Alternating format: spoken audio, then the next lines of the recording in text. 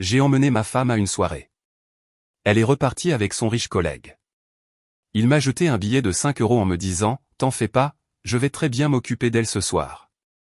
Le lendemain, quand elle est rentrée à la maison, sa clé n'entrait plus dans la serrure, et son collègue l'a appelée en hurlant « Tu ne me l'avais pas dit ». Bon, par où commencer? Le titre à lui seul est un chaos total, lol.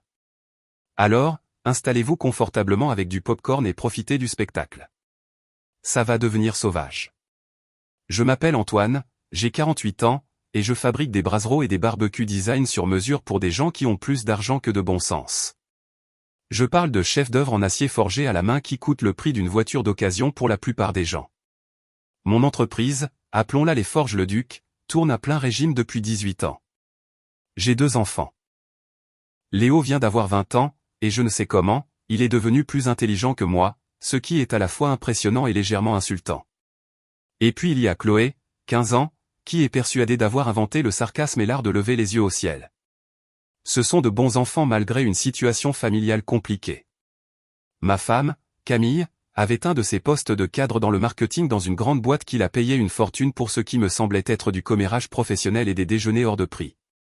Elle grimpait les échelons depuis des années, toujours en train de réseauter, de flatter, de me rappeler que son travail exigeait de la sophistication.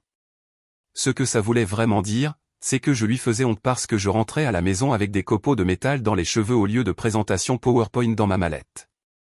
Voilà le truc. Personne ne vous prévient pour le mariage. Il ne meurt pas dans une explosion dramatique. Il meurt lentement, comme une batterie qui se vide dans le froid. De petites déconnexions. Des chambres séparées, la faute à mes ronflements. Elle qui travaillait tard 3 soirs par semaine. Les week-ends entre filles qui semblaient se multiplier. Notre vie sexuelle est passée de régulière à occasionnelle, puis à quasiment inexistante. Je ne suis pas stupide.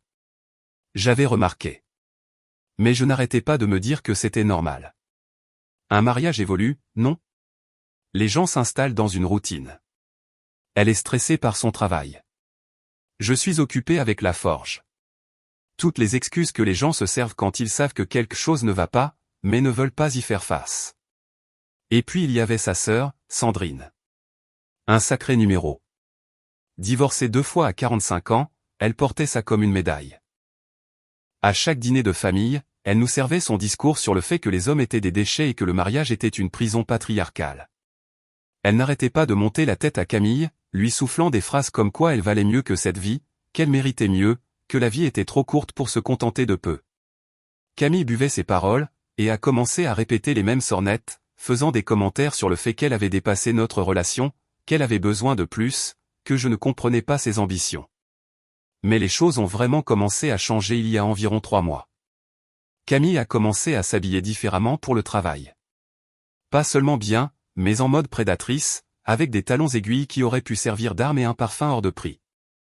Elle vérifiait son téléphone constamment, souriant à des messages, puis verrouillant l'écran rapidement quand je passais à côté. Des trucs assez évidents, non? Mais voici mon défaut. Je lui faisais confiance. Je me disais qu'après 22 ans de mariage, on avait bien mérité un peu de bénéfice du doute. Mon Dieu, comme j'avais tort. Les commentaires passifs-agressifs ont commencé à s'intensifier. Ça doit être agréable de travailler avec ses mains toute la journée. Pas de stress. Certains ont de vraies carrières. Et ma préférée, lancée lors d'un dîner de famille devant tout le monde, l'entreprise d'Antoine est mignonne, c'est comme un hobby qui paie les factures. Sandrine a ri. Camille a souri d'un air suffisant. Je suis resté assis là, à mâcher mon rôti de bœuf et à planifier ma stratégie de sortie des réunions de famille.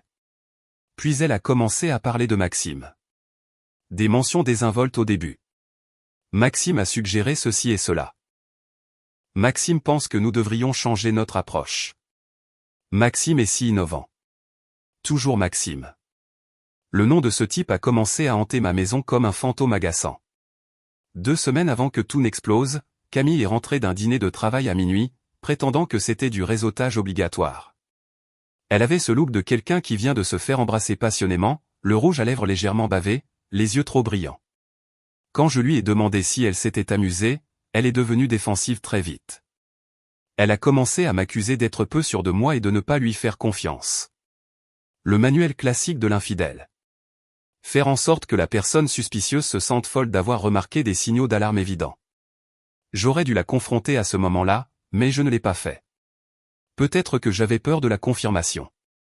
Peut-être que j'étais fatigué. Peut-être que je voulais juste faire semblant un peu plus longtemps que mon mariage n'était pas en train de se décomposer activement. Ou peut-être que j'étais trop stupide. Appelez ça comme vous voulez. Puis, il y a quelques semaines, elle m'a annoncé ça. Elle m'a dit que je devais venir à la soirée de son entreprise. Pas demandé. Ordonné. Elle a dit que c'était important pour sa carrière que je sois là.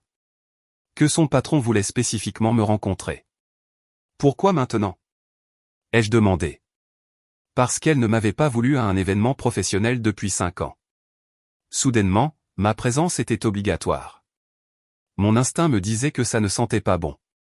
Tu es mon mari et c'est important pour moi, à moins que tu ne te soucies pas de soutenir ma carrière. J'ai marqué une pause d'1 seconde, puis je lui ai dit que je viendrais. La fête avait lieu au Grand Hôtel de Paris, en plein centre. J'ai mis mon beau costume. Camille était superbe. Robe noire, talons, maquillage parfait. Nous sommes entrés et elle a immédiatement changé de mode. Rire plus fort, touchant les bras des gens, utilisant des mots à la mode du monde de l'entreprise. Puis il est apparu. Maxime Dubois, cheveux parfaits, costume cher, une Rolex. Et cette confiance qui criait, je n'ai jamais vraiment galéré de ma vie. La façon dont le visage de Camille s'est illuminé en le voyant m'a dit tout ce que j'avais besoin de savoir. Ce n'était pas un simple collègue. C'était le type dont elle parlait sans cesse. Ils avaient cette alchimie immédiate qui m'a fait me sentir invisible. Des blagues privées, des commentaires chuchotés, riant comme s'ils étaient les 2 seules personnes dans la pièce. Je suis resté là comme une plante verte pendant qu'ils faisaient leur petite danse. Quand Maxime a finalement reconnu mon existence, il m'a serré la main avec une poigne juste un peu trop ferme. « Ah, c'est vous le mari » a-t-il dit. Ils ont commencé à parler de leurs grands projets, des nuits tardives au bureau, des sessions de stratégie le week-end, tous les mots de code pour dire qu'ils passaient du temps ensemble. Il n'arrêtait pas de lui toucher le bras. Elle le laissait faire. Ma mâchoire a commencé à me faire mal à force de la serrer. Puis c'est arrivé. Maxime a sorti un billet de 5 € de son portefeuille et me l'a lancé à travers la table. Il a atterri juste devant mon verre. « T'en fais pas, champion. Je vais très bien m'occuper d'elle ce soir. » La table a explosé de rire. Les collègues de Camille trouvaient ça hilarant. Un type en costume qui coûtait probablement 4 000 € est presque tombé de sa chaise. Et Camille, elle a ri, s'est jointe à tout le monde, a croisé mon regard tout en se moquant de son mari qui se faisait humilier par son amant. C'est là que j'ai réalisé que tout cela était du théâtre. Elle avait orchestré ça, m'avait amené ici pour m'humilier publiquement, espérant probablement que je ferais une scène pour qu'elle puisse jouer la victime. J'ai ramassé ce billet de 5 €, je l'ai plié et je l'ai mis dans ma poche. J'ai regardé Maxime droit dans son visage suffisant. Tu peux la garder, et pas seulement pour ce soir.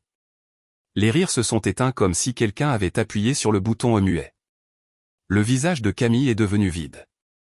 Je me suis levé, j'ai mis ma veste et je suis sorti avant de faire quelque chose qui m'aurait coûté une caution. J'ai entendu Camille crier mon nom, mais ça ressemblait à un bruit de fond. Je suis resté assis dans ma camionnette pendant 10 minutes avant de démarrer. Camille n'est pas rentrée cette nuit-là, et j'étais sur le point de m'assurer qu'elle ne rentrerait plus jamais. J'ai passé la nuit dans mon atelier à souder tout et n'importe quoi, juste à chauffer du métal et à faire comme si les étincelles étaient mon mariage, brûlant en miniature. Je n'arrêtais pas de vérifier mon téléphone. Je l'ai appelé 2 fois vers 1 h du matin. Directement sur la messagerie vocale à chaque fois. La 3e fois, j'ai laissé un message, 4 mots, où es-tu?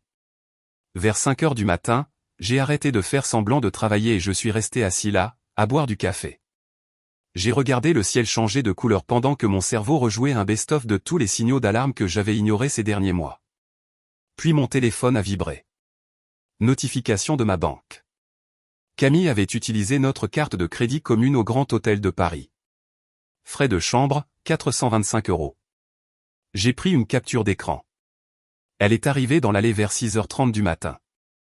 J'ai entendu sa BMW avant de la voir. Elle s'est glissée dans la maison comme une adolescente rentrant en douce après le couvre-feu, espérant probablement que je dormais encore, qu'elle s'en était sortie indemne. J'ai attendu dans la cuisine, je l'ai laissé commencer à fredonner une chanson. Bonne soirée, ai-je demandé. Elle a sursauté, renversant du café sur le comptoir. Mon Dieu, Antoine, tu m'as fait peur. Où étais-tu? Son visage a fait cette chose où elle a passé en revue plusieurs émotions, essayant de trouver la bonne. Elle a opté pour la défensive.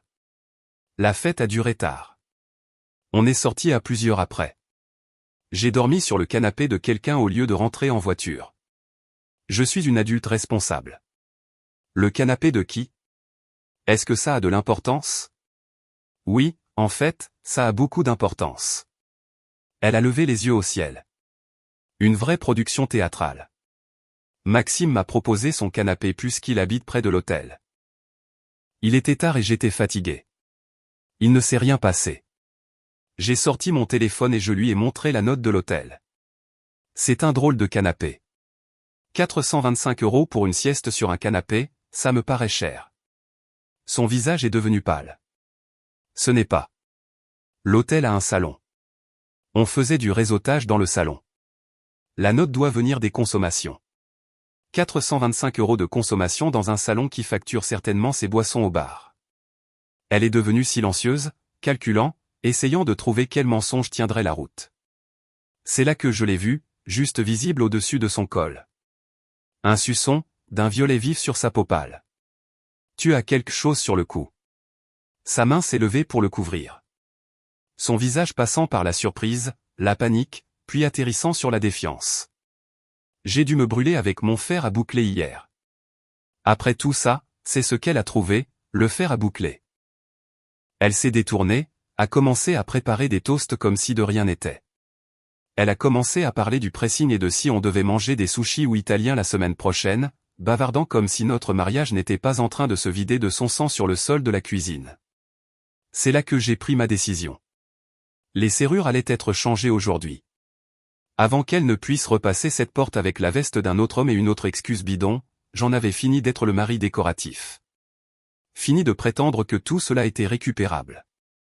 Mais je n'allais pas seulement changer les serrures. J'étais sur le point de découvrir exactement à quel point cette trahison était profonde. Dimanche matin, j'étais debout à 6 heures, buvant un café assez fort pour alimenter des fusées. Je suis allé directement au magasin de bricolage. J'ai acheté 4 verrous de sûreté. Classe de sécurité maximale. J'ai aussi pris de nouvelles poignées, car si je faisais ça, je le faisais bien. Mon fils Léo est sorti de sa chambre vers 9 heures, l'air d'un zombie. Papa, pourquoi tu changes toutes les serrures? Mise à niveau de la sécurité. Je m'assure que seules les personnes qui vivent vraiment ici peuvent entrer. Il m'a regardé travailler une minute. Maman est au courant de cette mise à niveau de sécurité? Elle est sur le point de le découvrir. Oh. Tu veux de l'aide? Nous avons travaillé ensemble sur les 2 dernières portes. Je n'ai pas eu besoin de m'expliquer. Il avait vu Camille rentrer à l'aube. Les enfants ne sont pas stupides. Quand nous avons fini, je lui ai donné un jeu de clés avec des instructions strictes de ne pas les donner à sa mère sous aucun prétexte. Il a hoché la tête une fois. Compris, papa. Camille est partie vers 10 heures pour sa séance de yoga chaud ou qu'elle aille vraiment, probablement chez Maxime pour le 2e round. Elle a essayé de faire la conversation sur les plans pour le dîner. J'ai répondu avec l'enthousiasme d'un parc-mètre. 18h30, elle s'est garée dans l'allée. J'étais assis dans le salon avec un livre que je ne lisais pas vraiment. Léo était à l'étage, sa porte entr'ouverte, écoutant certainement, peut-être même en train d'enregistrer pour un divertissement futur. J'ai entendu ses pas sur le perron. J'ai entendu le tintement de ses clés. Silence. Puis une autre tentative, plus forte cette fois, frustrée. Encore le silence. Puis le bruit d'elle essayant différentes clés. Passant en revue tout son trousseau. Comme si elle avait oublié quelle clé ouvrait sa propre porte d'entrée. Antoine. A-t-elle crié à travers la porte. Je l'ai laissé crier mon nom 4 fois de plus avant de me diriger nonchalamment vers la porte et de l'ouvrir. Elle était là, en pantalon de yoga et haut de sport hors de prix, tenant ses clés. La clé ne marche pas, oui, notre mariage non plus. Sa mâchoire est tombée. Quoi? Antoine, ce n'est pas. Il faut qu'on en parle. Laisse-moi entrer pour qu'on puisse avoir une conversation d'adulte. Une conversation d'adulte? C'est culotté venant de quelqu'un qui a passé la nuit de vendredi dans une chambre d'hôtel et qui est rentré avec le suçon d'un autre homme. Ce n'est pas ce qui s'est passé. Tu déformes tout parce que tu es peu sûr de toi. Va parler à Maxime, le type sur le canapé duquel tu as soi-disant dormi. Je suis sûr qu'il adorerait avoir une conversation. Elle a essayé la poignée de la porte. A vraiment tenté de me pousser. Je n'ai pas bougé. Je suis resté là, un objet inamovible. Antoine, c'est aussi ma maison. Tu ne peux pas simplement me mettre à la porte. C'est ce que je viens de faire. Tu peux peut-être dormir sur le canapé de Maxime ce soir. J'ai entendu dire que tu connaissais bien ces meubles.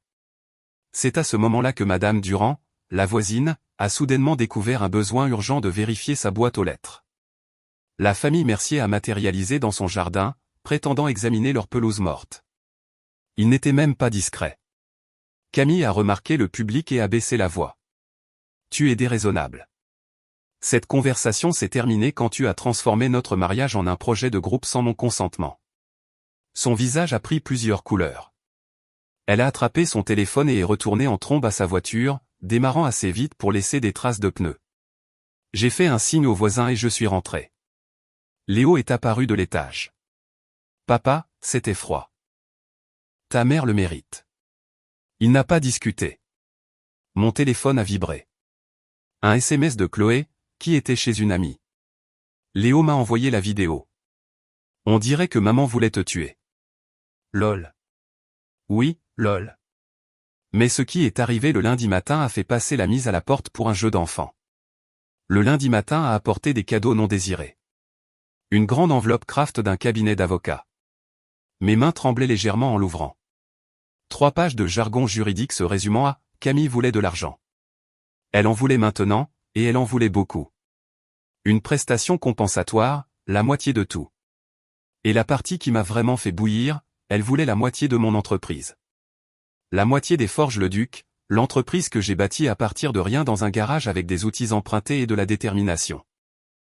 L'entreprise qu'elle avait passé des années à qualifier de trop manuelle, pas assez sophistiquée, juste du travail du métal quand ses amis chics lui demandaient ce que faisait son mari. Cette entreprise. Le culot était impressionnant, d'une manière tordue. La même femme qui levait les yeux au ciel chaque fois que je rentrais couvert de suie, qui s'était plainte de l'odeur de métal chaud sur mes vêtements, qui avait clairement fait savoir que mon travail lui faisait honte dans les soirées. Maintenant, elle voulait en posséder la moitié. Incroyable comme l'argent change les perspectives. J'ai appelé Maître Leroy. Il était mon avocat depuis des années, s'occupant des contrats et des formalités de la SARL. Antoine, comment vont les affaires? Les affaires vont bien. Mon mariage est mort. J'ai besoin de ton aide pour l'achever officiellement. Une pause. Enfin. Ma femme a vu Camille dans ce palace du centre-ville il y a 2 semaines avec un type qui n'était certainement pas toi. On s'est dit que ce n'était qu'une question de temps. Tout le monde était au courant sauf moi, apparemment.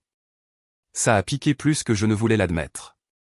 Être le dernier à savoir que sa femme vous trompe est une forme d'humiliation particulière. Je viens de recevoir une lettre de son avocat. Elle veut une prestation compensatoire et la moitié de mon entreprise. Maître Leroy Harry. Sois à mon bureau demain matin. 9h tapante. Apporte tes documents financiers. Et Antoine, arrête de lui parler. Tout passe par moi maintenant. Le lendemain matin, je me suis présenté au bureau de Maître Leroy en centre-ville avec une boîte pleine de documents représentant toute ma vie financière. Relevé bancaire, registre de l'entreprise, déclaration d'impôt, papier de l'hypothèque, cette lettre de l'avocat de Camille. Maître Leroy m'attendait avec du café et une femme que je n'avais jamais rencontrée. Asiatique, la trentaine, tailleur impeccable, des lunettes qui criaient « Je suis plus intelligente que vous, et nous le savons tous les deux. » Antoine, je te présente Élise, experte comptable judiciaire, la meilleure dans son domaine. Elle va éplucher tes finances et trouver où va l'argent quand les gens pensent que personne ne regarde. Élise m'a serré la main avec une force surprenante. Trouvons où votre femme a caché sa trahison sous forme de tableur. Nous nous sommes assis autour de la table de conférence de Maître Leroy et j'ai commencé à déballer ma vie financière. Les yeux d'Élise se sont illuminés comme un matin de Noël. Elle a immédiatement commencé à tout organiser en pile. Commençons par les bases. Régime de la communauté réduite aux acquets, marié depuis 22 ans, 2 enfants. Quels sont les actifs en jeu? J'ai énuméré les chiffres. Maison valant environ 420 000 euros. L'entreprise générant environ 280 000 euros de bénéfices annuels. Compte épargne retraite, économie, l'accumulation habituelle de 2 décennies à ne pas être complètement irresponsable. Et elle invoque quel motif? Demanda Élise. Différends irréconciliables. Le code pour je me suis fait prendre en train de tromper et je dois faire croire que c'est mutuel. Maître Leroy s'est penché en arrière. Voici ce que nous allons faire. Élise va auditer vos comptes, cartes de crédit, toute activité financière de l'année écoulée. Nous devons savoir si elle a caché de l'argent, dépensé de manière inappropriée, tout ce que nous pouvons utiliser. Combien de temps? 3 jours. Je suis très motivé par la rancune, et les conjoints infidèles offensent mon sens de l'ordre. Elle a souri. Le sourire de quelqu'un qui aimait ruiner la vie financière des gens pour gagner sa vie. Vous avez mentionné des notes d'hôtel, a demandé Élise. Je sais qu'elle y séjournait. J'ai la note de carte de crédit de vendredi. 425 euros au Grand Hôtel. Les doigts d'Élise volaient sur son ordinateur portable. Quelle carte? L'Amex commune. Celle liée au compte de mon entreprise pour les dépenses légitimes. Ses yeux se sont plissés. Le compte de votre entreprise. Elle a utilisé les fonds de l'entreprise pour des dépenses personnelles. Ça va être bon. Je lui ai donné les identifiants de connexion et je l'ai regardé disparaître dans le paradis des feuilles de calcul. Après 30 minutes de clics et de marmonnements sur les catégories de dépenses, elle a levé les yeux avec l'expression de quelqu'un qui avait trouvé un trésor enfoui. Antoine, quand avez-vous examiné pour la dernière fois en détail les relevés de votre carte de crédit professionnel? Je regarde les totaux chaque mois. Je m'assure que rien n'est complètement délirant. Pourquoi? Parce que votre femme a été très occupée avec votre argent. Elle a tourné son ordinateur portable vers moi. Au cours des 6 derniers mois, elle a facturé plus de 38 000 euros sur le compte de votre entreprise. Hôtel, restaurant, journée au spa, shopping. Il y a une dépense ici de 550 euros dans une boutique de lingerie. Est-ce une dépense professionnelle légitime pour la fabrication de brasseros? Mon estomac s'est noué. 38 000. Le Grand Hôtel apparaît 12 fois en 4 mois. Toujours les vendredis ou samedis soirs. Des frais allant de 380 à 625 euros. Ce ne sont pas des voyages d'affaires. C'est un quartier général pour une liaison. Elle a fait défiler davantage. Chaque dépense était un coup de poing dans l'estomac. Des steakhouse chics. Des cavistes. Un spa resort sur la Côte d'Azur. Des frais de service en chambre qui nourriraient une famille pendant une semaine. Mon argent finançant sa liaison. Chaque dîner romantique, chaque chambre d'hôtel. J'avais financé ma propre humiliation sans même le savoir. On peut utiliser ça? Oh, nous allons absolument utiliser ce détournement de fonds de l'entreprise. Un schéma de tromperie. Cela anéantit sa demande de prestations compensatoires. Vous ne pouvez pas prétendre avoir besoin d'argent tout en dépensant 38 000 euros en chambre d'hôtel et en dîner au restaurant. Élise continuait de taper. Regardez ça. Des virements réguliers de votre compte joint vers un autre compte. 1800 euros ici, 1400 cents là. 2800 le mois dernier. Toujours au même endroit. Elle a affiché les détails. Titulaire du compte, MD Conseil SARL. MD, ai-je répété. Maxime Dubois. Elle a financé son amant avec notre argent. Pause. Quoi? MD Conseil, enregistré il y a 6 mois. Propriétaire principal, Maxime Dubois. Objet social, conseil en marketing. C'est clairement une société écran pour des revenus personnels. Nous sommes restés assis là, à digérer. Camille n'avait pas seulement triché. Elle avait pillé nos finances pour financer sa liaison. Elle ne m'avait pas seulement manqué de respect. Elle m'avait volé l'entreprise que j'avais construite de mes propres mains pour financer sa liaison avec un bellâtre qui ne savait probablement pas faire sa propre vidange. Mais attendez d'entendre cette bombe. Ce truc de fou. Maître Leroy m'a regardé. Antoine, je dois vous demander. Ce Maxime Dubois. Où travaille-t-il? Une sorte d'entreprise de tech, produit d'extérieur. Le sourire de Maître Leroy s'est élargi. Comment s'appelle votre entreprise, déjà? Les Forges Leduc, mais je possède aussi une filiale, Design Fer et Jardin. Je les ai rachetés il y a 5 ans. C'est un marché différent de mon travail sur mesure. Quelle est la structure? Design Fer et Jardin opère de manière indépendante mais sous ma propriété. Pourquoi? Il a éclaté de rire. Un rire à gorge déployée. Élise, sortez l'immatriculation de la société Design Fer et Jardin. Elle a tapé, cliqué, sa mâchoire est tombée. Société mère Les Forges Leduc, propriétaire Antoine Leduc. La liste des employés, ai-je dit, ma voix sortant étranglée. Élise a navigué vers mon logiciel de comptabilité d'entreprise. C'était là, noir sur blanc. Maxime Dubois, directeur marketing, Design Fer et Jardin, salaire 88 000 € par an, sous ma supervision directe. Le type qui a jeté un billet de 5 € à son patron, le type qui couchait avec ma femme en utilisant mon argent, ce type a touché un chèque avec ma signature toutes les 2 semaines. Mon rire aurait pu être enregistré sur des sismographes. C'était magnifique. C'était si spectaculairement, parfaitement magnifique. L'univers m'avait offert un cadeau emballé dans l'ironie et noué avec le karma. Maître Leroy sortait déjà des dossiers. On ne va pas seulement gagner ce divorce. On va entrer dans l'histoire du droit. Et j'étais sur le point de faire de la vie de Maxime un enfer sur terre.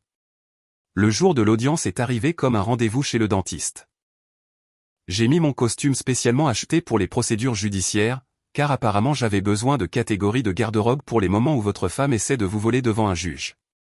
Maître Leroy m'a rejoint sur les marches du palais de justice, l'air affûté. Souvenez-vous, restez calme. Répondez directement.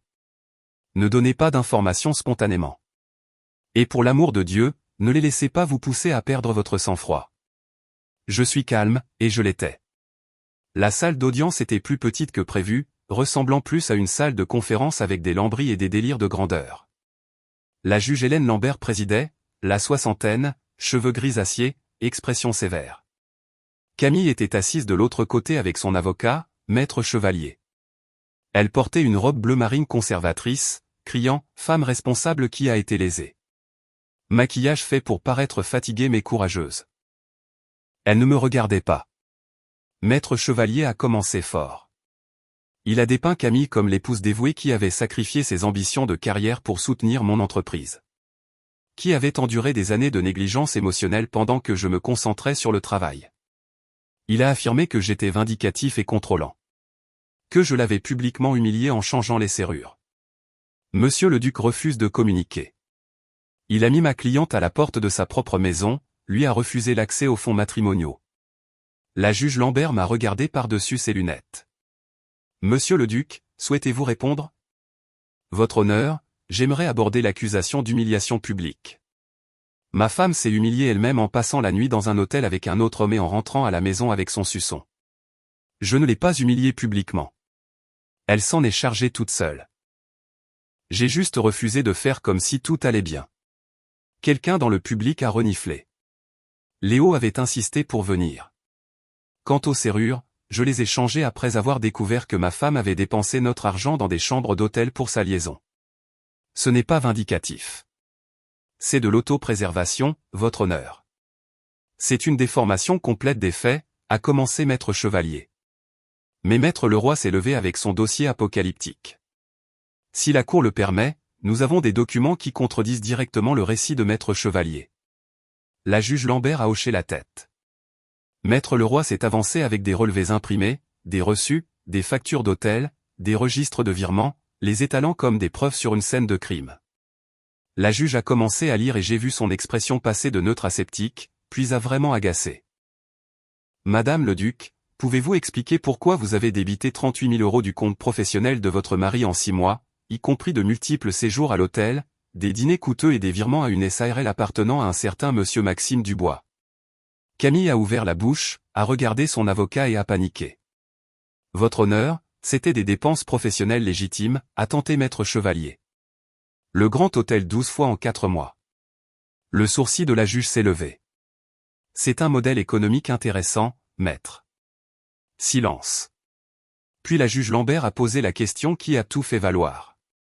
Madame le duc, Saviez-vous que monsieur Maxime Dubois était employé par une société appartenant à votre mari? Plus de silence. Camille fixait n'importe où sauf la juge ou moi. Je prendrais ça pour un oui. Ou du moins, vous auriez dû le savoir, étant donné que vous aviez une liaison avec lui et que vous utilisiez les fonds matrimoniaux pour soutenir cette liaison. Ce qui a suivi a été les 20 plus belles minutes de ma vie. La juge Lambert m'a attribué la pleine propriété de la maison. Sans rachat requis. Elle m'a attribué l'entière propriété de l'entreprise, les 2 divisions, sans aucune condition. Elle m'a accordé la garde principale, Camille obtenant un droit de visite standard. Elle a ordonné à Camille de rembourser les 65 000 €, plus les frais de justice et les dépens. Quant au bien que Madame le Duc conservera, elle gardera ses effets personnels, son équipement de yoga et une Honda Civic de 2009 que Monsieur le Duc a indiqué qu'il prévoyait de donner à une association. Le rire de Léo a résonné dans la salle d'audience. Camille avait l'air d'avoir été frappée par un code de droit. Le visage pâle, les larmes coulant, le maquillage ruiné. Elle ressemblait à un raton laveur en pleine crise de nerfs. Nous sommes sortis. Maître Leroy m'a frappé dans le dos en parlant des papiers de l'accord. Léo m'a fait un check du poing.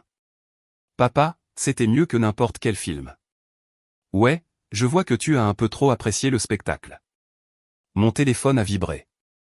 Un SMS de Chloé. Léo m'envoie des nouvelles. C'est le plus beau jour de ma vie. Oui, c'en était vraiment un. Mais il me restait encore une affaire à régler. Mardi matin, je suis arrivé chez Design Fer et Jardin à 7 heures. Mon assistante, Nathalie, était avec moi depuis 11 ans et avait développé un 6e sens pour savoir quand j'avais besoin que quelque chose soit fait discrètement. Bonjour, patron. Vous avez ce regard. Quel regard? Le regard qui dit que quelqu'un va passer une mauvaise journée. J'ai besoin que tu organises une réunion obligatoire. Tous les chefs de division. 10 heures précises.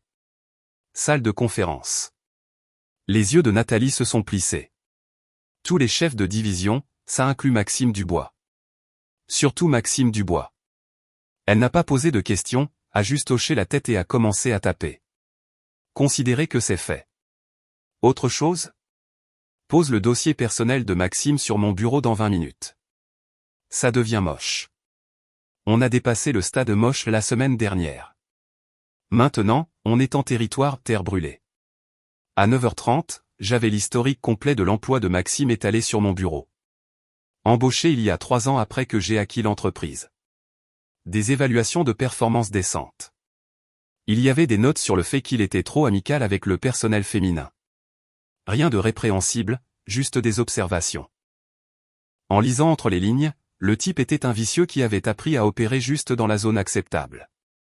Il avait probablement fait cette danse toute sa carrière, charmé la femme du patron, flirté avec les assistantes, en restant toujours juste assez professionnel pour éviter les plaintes au RH. Plus maintenant. J'avais aussi le billet de 5 €, je l'avais gardé dans mon portefeuille depuis la fête. Je l'ai lissé sur mon bureau comme une preuve précieuse, parce que c'en était une. Le truc avec l'humiliation, c'est que vous n'oubliez jamais les détails, les mots exacts, le son exact de votre femme riant pendant que son amant vous manque de respect.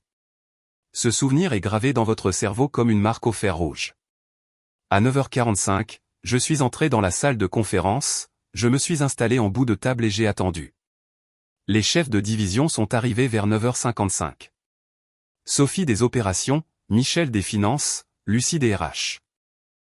Ils avaient tous l'air inquiets, comme il se doit pour une réunion obligatoire surprise. Personne ne programme de réunion d'urgence avec les chefs de division pour de bonnes nouvelles. Ils savaient que quelque chose se préparait. Maxime est entré à 10 heures précises. Costume cher, cheveux parfaits, une mallette en cuir qui avait probablement coûté une fortune. Il avait l'air confiant, à l'aise. Puis il m'a vu, assis en bout de table, et son visage s'est vidé plus vite qu'un café filtre bon marché. Toute cette couleur artificielle a juste disparu. Ses yeux se sont écarquillés. Sa bouche s'est ouverte. J'ai regardé son cerveau essayer de calculer ce qui se passait. Je l'ai regardé réaliser que le type à qui il avait manqué de respect était assis dans le fauteuil du patron, que le ferronnier à qui il avait jeté de l'argent possédait en fait l'endroit. Un moment magnifique, vraiment. Bonjour à tous. Merci d'avoir libéré du temps. Veuillez vous asseoir. Tout le monde s'est assis. Maxime est resté debout trop longtemps avant de finalement s'abaisser sur une chaise. Ses mains tremblaient. Bonjour, Maxime. J'ai entendu dire que tu avais passé une soirée de vendredi intéressante. Comment va Camille? La pièce est devenue silencieuse. Il a ouvert la bouche, l'a refermée, a réessayé. Monsieur le duc, je ne suis pas sûr de ce que vous. Oh, je pense que tu sais exactement de quoi je parle. J'ai sorti le billet de 5 euros, je l'ai déplié lentement et je l'ai fait glisser sur la table vers lui. La fête de l'entreprise au Grand Hôtel, celle où tu as été très généreux avec tes offrandes financières. Il a tourné sur le bois poli avant de s'arrêter devant sa mallette. Je crois que ça t'appartient. Il a fixé ce billet comme si c'était une grenade dégoupillée. Je ne. Laisse-moi t'aider. C'est le billet que tu m'as jeté, à moi, ton patron, le propriétaire de toute cette opération, en faisant des blagues sur le fait de t'occuper de ma femme. Tu te souviens maintenant? Lucie a eu un hoquet. Sophie a couvert sa bouche. Monsieur le duc, je peux expliquer. S'il te plaît, ne le fais pas. J'ai entendu assez d'explications. Lucie, va chercher le dossier personnel de Maxime. Lucie est sortie en courant. Le reste d'entre nous est resté assis dans un silence inconfortable pendant que Maxime transpirait à travers son costume cher. Je pouvais voir la panique sur son visage. Je l'ai regardé passer en revue des scénarios, essayant de trouver une stratégie de sortie. Il n'y en avait pas, tu sais ce qui est drôle, Maxime? Je t'aimais bien quand on a racheté cette division. Je pensais que tu avais du potentiel. De bonnes références, des idées décentes. Je n'avais aucune idée que tu étais le genre de type à manquer de respect à son patron et à coucher avec sa femme. C'est un mauvais jugement. Je ne savais pas. Elle n'a jamais dit. Je pensais que tu n'étais que... Que quoi? Un type à qui on peut jeter un billet de 5 euros? Il n'a pas répondu. Lucie est revenue avec le dossier, me l'a tendu et s'est assise rapidement. Sa main tremblait aussi. Tout le monde dans cette pièce savait qu'il assistait à une exécution professionnelle. J'ai ouvert le dossier, j'ai feuilleté les pages. Il est écrit ici, les employés sont tenus de maintenir une conduite professionnelle pendant et en dehors des heures de travail. Dirais-tu que jeter de l'argent à ton patron et coucher avec sa femme est une conduite professionnelle? C'était juste une blague. Voici ce qui va se passer. Tu es viré. Avec effet immédiat. Pour faute grave. Vide ton bureau dans l'heure. Escorté par la sécurité. Ton dernier chèque de paie te sera envoyé par la poste. Tes avantages sociaux se terminent aujourd'hui. Et si tu penses même à un licenciement abusif, mes avocats seront ravis de discuter de ta relation avec ma femme en audience publique, avec communication de pièces et déposition. Son visage a changé de couleur. Attendez, vous ne pouvez pas faire ça. Si, absolument. Lucie, appelle la sécurité. Je leur ai déjà envoyé un SMS. Ils sont dehors. La sécurité est arrivée. Deux types qui avaient l'air intimidants mais qui étaient en fait des géants doux. Ils ont escorté Maxime dehors pendant qu'il bafouillait des protestations dont personne ne se souciait. La marche de la honte à travers les bureaux était magnifique, tout le monde regardait, tout le monde savait. Sa réputation détruite le temps de traverser un couloir. La réunion s'est terminée avec tout le monde l'air sous le choc. Je suis retourné à mon bureau, j'ai pris un autre café et j'ai attendu. Le message vocal est arrivé 3 heures plus tard. La voix de Camille, aiguë et paniquée. Maxime vient de débarquer en hurlant qu'il s'est fait virer à cause de moi. Qu'est-ce qui s'est passé? De la musique à mes oreilles.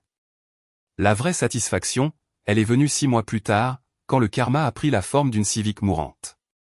Laissez-moi d'abord vous donner les nouvelles. La vie s'est installée dans quelque chose qui ressemblait à une vraie vie plutôt qu'à une simple survie. Le printemps est arrivé en Île-de-France avec des fleurs qui éclosaient et des températures parfaites pour s'asseoir sur ma terrasse pendant que la viande fumait lentement. Camille travaillait dans une plus petite agence de marketing, gagnant la moitié de ce qu'elle gagnait avant. Selon Léo, qui lui parlait encore de temps en temps, elle était en train de se retrouver, ce que les gens de notre âge disent quand ils ont démoli leur vie. Elle avait emménagé dans un 2 pièces annonçant un standing de luxe, mais qui signifiait simplement qu'il y avait une salle de sport que personne n'utilisait. Maxime s'était exilé sur la Côte d'Azur. Les ragots du milieu disaient qu'il vendait des yachts dans une marina à Saint-Tropez. La rumeur voulait que son nouveau patron connaisse toute l'histoire par des relations communes. Je n'ai ni confirmé ni infirmé cela. Certaines choses sont mieux laissées au karma. Mon entreprise était florissante. La série Loyauté était devenue notre produit phare, avec une liste d'attente s'étendant jusqu'à l'année suivante. Chaque pièce était livrée avec une gravure personnalisée, ne vous y brûlez pas les doigts. La nouvelle s'est répandue rapidement dans nos cercles. Il s'est avéré qu'être connu comme le gars qui avait géré son divorce avec dignité et du feu était excellent pour les affaires. J'avais embauché 3 nouveaux artisans et agrandi l'atelier. Mon carnet de commandes est passé de 2 à 7 mois. Les affaires avaient littéralement triplé. Puis, un mardi soir de mai, on a sonné à ma porte. Léo était à la fac. Chloé était chez une amie. Juste moi et un documentaire sur les volcans. J'ai ouvert la porte. Camille se tenait là, l'air d'être passé dans un broyeur. Cheveux sales, yeux rouges, portant un jogging que je reconnaissais d'il y a 5 ans. La Civic tournait au ralenti dans l'allée, faisant des bruits qui suggéraient sa mort imminente. « Antoine, on peut parler ?» Je me suis appuyé contre le cadre de la porte. « On peut parler ici. » Le truc avec le désespoir, c'est qu'il s'annonce avant même de parler. Camille le diffusait à 1 mètre de distance.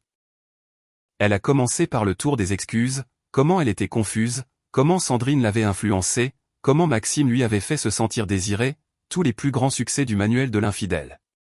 Je l'ai laissé divaguer. Elle a mentionné la thérapie. Travailler sur elle-même, réaliser ce qu'elle avait jeté. Sa voix est devenue plus douce. C'était la partie où elle s'attendait à ce que je ressente quelque chose. Maxime t'a largué, n'est-ce pas?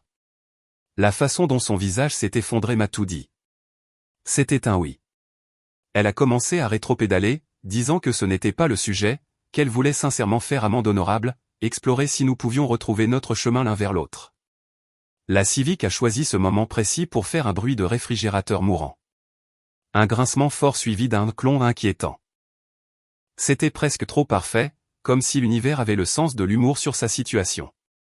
J'ai jeté un coup d'œil à la voiture, je l'ai regardé, je n'ai rien dit, j'ai juste laissé le silence s'étirer jusqu'à ce qu'il devienne inconfortable. Elle a continué à parler, à mentionner la thérapie de couple, de commencer doucement, qu'elle était prête à faire tout ce qu'il fallait. Toute la performance semblait répétée. Derrière elle, la Civic a fait un autre bruit.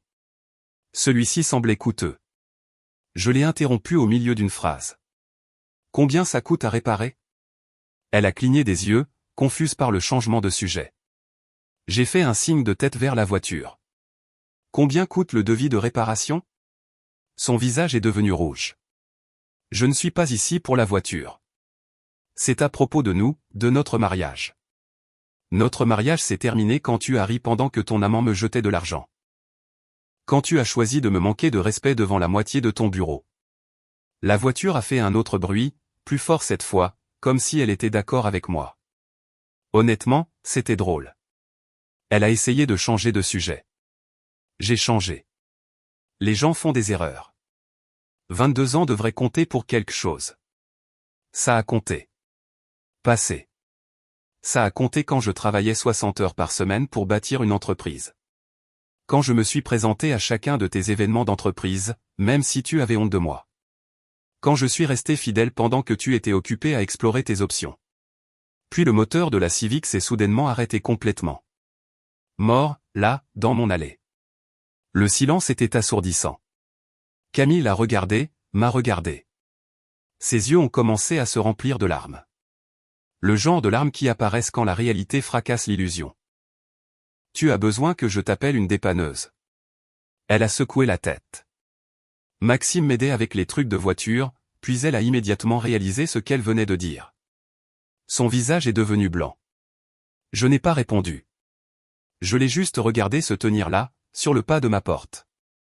Une voiture en panne derrière elle. Une vie brisée partout ailleurs.